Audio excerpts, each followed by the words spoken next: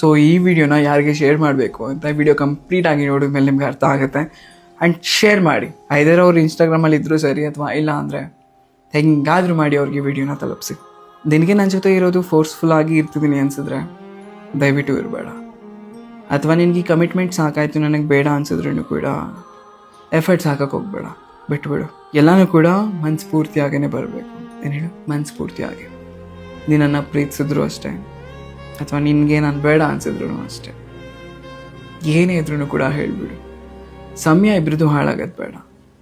ನೀನು ಪ್ರೀತಿಸ್ತಿದ್ದೀಯ ಅಂತ ನಾನು ಅಂದ್ಕೊಳ್ಳೋದು ಅಥವಾ ನಾನು ಪ್ರೀತಿಸ್ತಿದ್ದೀನಿ ಅಂತ ನೀನು ಅಂದ್ಕೊಳ್ಳೋದು ಯಾವುದೂ ಬೇಕಾಗಿಲ್ಲ. ಏನಿದ್ರೂ ಕೂಡ ಹೇಳಿಬಿಡು. ಸಿಂಪತಿ ತೋರಿಸಿ ನನ್ನ ಪ್ರೀತಿ ಮಾಡಬೇಡ, ಅಥವಾ ನನ್ನ ಕಷ್ಟನ ನೋಡು ಅಥವಾ ಇನ್ನೊಂದು ಬಡತನ ನೋಡು. ಇದರಿಂದ ನೀನು ನನ್ನ ಪ್ರೀತಿ ಮಾಡಬೇಡ. ಕಾರಣಗಳಿಟ್ಕೊಂಡು ನನ್ನ ಪ್ರೀತಿ ಮಾಡೋಕ್ಕೆ ಹೋಗಬೇಡ. ಕಾರಣಗಳೊಂದಿನ ಮಾಸೋಗ್ಬಿಡುತ್ತೆ.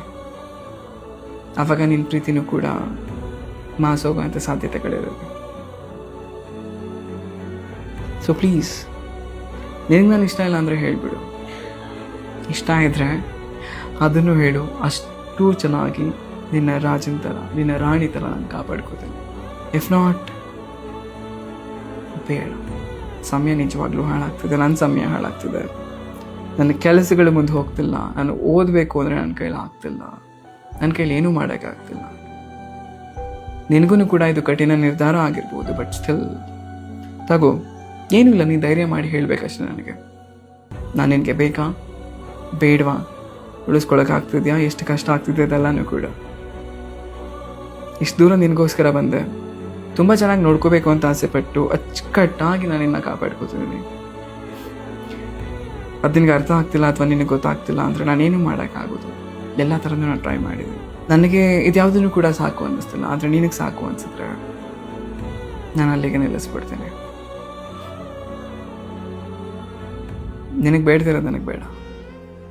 ನಾನು ಬೇಡ ಅಂದರೆ ಬೇಡವೇ ಬೇಡ. ನಾನು ಬೇಡ ಅಂತ ನೀನು ಹೇಳಿದ್ರು ಕೂಡ ನಾನು ಏನೂ ಅಂದ್ಕೊಳ್ಳಲ್ಲ. I'll forgive and I'll forget. Okay, ನಾನು ಕ್ಷಮಿಸ್ತೀನಿ ಆದರೆ ಮರೆಯಲ್ಲ ಅಂತಲ್ಲ. ನಾನು ಕ್ಷಮಿಸ್ತೀನಿ, ಜೊತೆಗೆ ಮರಿತೀನಿ ಕೂಡ. ಆರಾಮಾಗಿ ಖುಷಿಯಾಗಿರು.